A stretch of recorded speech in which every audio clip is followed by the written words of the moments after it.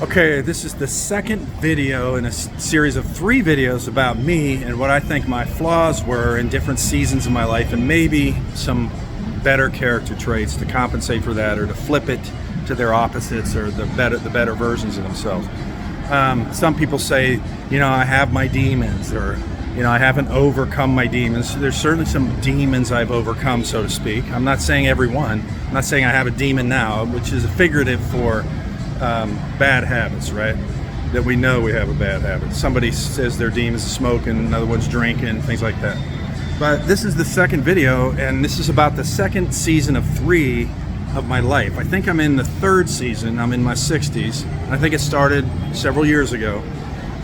Certain things denoted it, the beginning of it, and it just seems like I'm in a period where I have to experience certain things that I don't even want to. Or that I had something or not something to do with. But the second season was like when I was sort of at the end of college, middle of college, and then I would say up till my first wife died. That was a certain long season. I became a parent, I became married, I became more moral, more godly. I never believed in God necessarily, didn't go to church, wasn't taught about God. My dad was like an atheist, but later in his life he told me, Pat, I never believed in God, but now I do, and it came through suffering. He had a lot of suffering, and he started to think about God, and it led him to admit he believes in God. He said, I never believed in God. And I was kind of the same way until I got to my mid-20s, and it started sort of in college. I didn't know it, but it started in college. So let's say the bad character trait is I was ungodly, and ungodly means you're not behaving like God's nature, which means you're vile, you're wicked, you're foul, you're unkind, you're some of those things, not all of them. Any other bad character trait means to be ungodly, because God is completely good, he's completely patient, he is so slow to judge, he is so kind, so mild, he's not vicious, he's just really good-natured guy to be around. If you do my series on God needs what? He doesn't need you. He's always had everything he needs. But he needs to show you love. He needs to show you compassion. So I have a whole series on that I'm doing that's new, that's what I'm talking about. I'm talking about being really good-natured. Well, I was ungodly, that's the one way I describe it. And that's the way a lot of us are. And we don't understand the value of being godly. We think godly is, you go sit on a pew. Okay, maybe that's part of it, but it's insignificant detail compared to character. God has a personality. And his personality is fantastic. He's generous. He's not stingy. He gave you life, for example. Your parents didn't give you life. They were part of the process, and he revered, respected, and honored, and helped physically for that, because that's good that they took care of you, fed you, birthed you, all that kind of stuff, your mother and father. But they aren't the ones that gave you life. God has the spark of life. He puts the soul and the spirit in the man. That's what I contend. So it comes from him because he's life. He was always alive. We weren't alive. The universe had a beginning. So for eternity past, which we can't even measure, he never needed any of us. But so then why did he create us? He created us because he's not stingy. It makes him happy to share what he has. So your life is actually a gift from God because he's alive. He wants you to feel what it's like to be alive because he's not stingy. And you can expect generous things from him in your life because he wants to share with you. He's a generous God. He's going to show his character to you. Even if you don't believe in him, he's going to show you how generous he is because he needs to do that. He doesn't need you. He doesn't need me. He doesn't need worship. And that's a subject I have in a different chat, in a different video. But I'm trying to emphasize what it means to be godly. I was ungodly. That's a general term. But I became more godly through that second season of my life, which made me get to the point where I gave up drinking. I gave up sexual immorality. I was faithful to one woman that I married.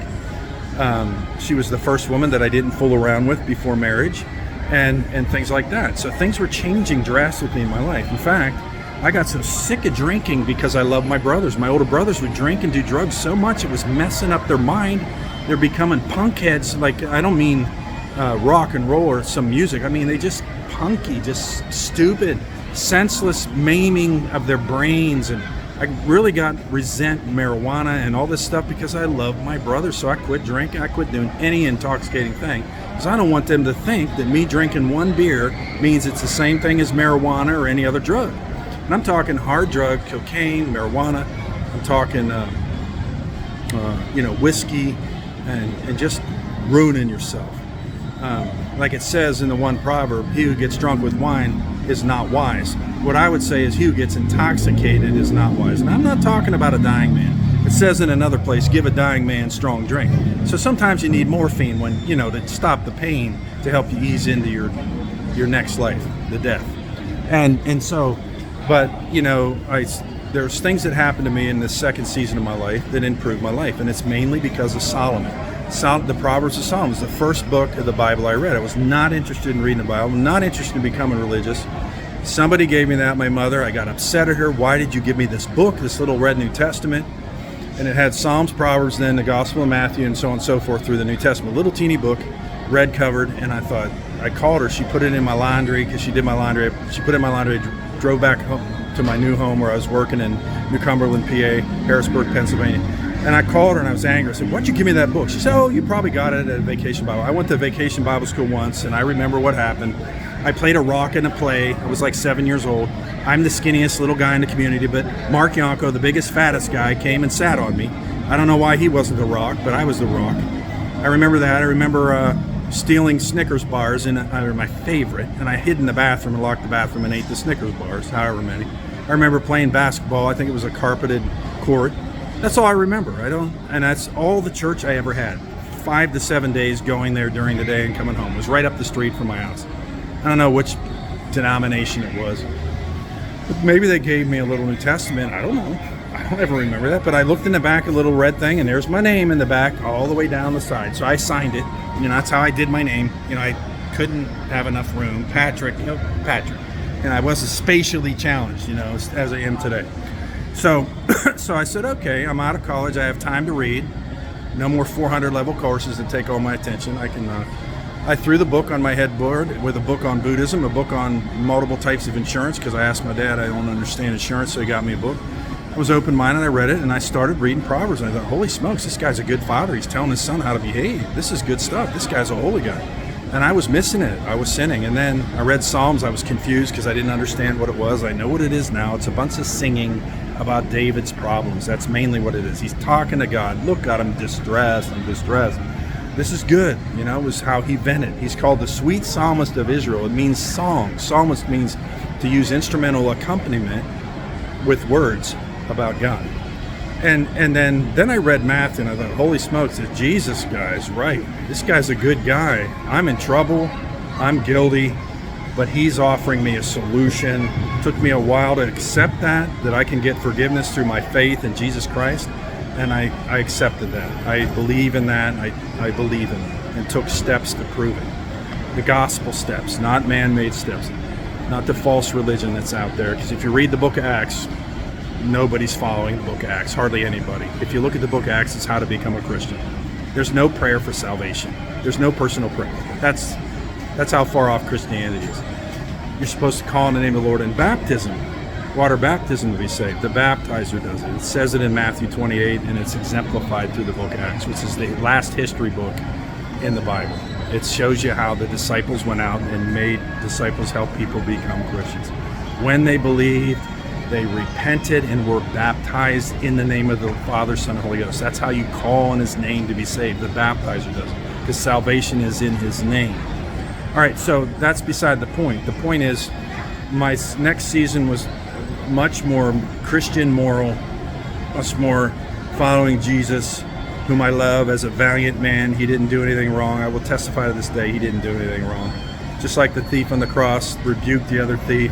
Shut up. Jesus didn't do anything wrong. We're guilty. He's not. And he turned to Jesus, remember me when you come into your kingdom. And Jesus promised him, today you'll be in paradise. So that man was alive after he died that day. He was in paradise, not hell. But some people think Jesus went to hell. He didn't go to hell then. He went into paradise, which is heaven. All right. So my point is, the second season was marked by studying the Bible and trying to be a godly person and trying to be more patient. And one of the initial things that happened, I was being taught, I was open, learning from other people and reading the Bible every day, a portion, and praying. And, my dad eventually said, you're not aggressive anymore. What's wrong with you, or whatever? And he's right. When you follow God's nature, you're going to be more gentle. Not that I was perfectly gentle. I remember one time I wasn't gentle with one of my daughters. So before I moved to the Philippines, we got together, we ate, and I whispered in her ear when we're done, we stood up, I said, "Hey, I'm sorry about what I did that one time to you." And she said, "What?" And she looked up and I said, "Remember, I did that. That was wrong. It wasn't gentle." She reached up with both arms and kissed me right on the cheek and hugged me. It was such a surprising response, but I was evaluating my character because I'm in a third season of my life where I'm trying to view myself and others through character. I think that's the best way to view life. I think that's the best worldview, the best framework to govern how we judge things, ourselves and others. So the second season was marked by, worshiping God, helping other people come to know God and worship Him, helping people with marriage, helping people in conflicts, helping reconcile people, help to God and their friends that they're in conflict with, whatever concepts in the gospel, and working even worldwide to do that in several years. I gave up. There was a season during that second season a sub-season where I left my job, gave up my money, gave up my house, and just went full tilt to help Christians all over the world, specifically through evangelism. And so I had a large season of self-supported, unsolicited Christian nonprofit ministry. And that was really, I think that's a good thing. I think it's good when people devote their time and treasure to good things. Just like the leaders of America that founded they gave up their time and treasure, and some of them were very rich and they got killed. I think they got pursued by the enemy and killed.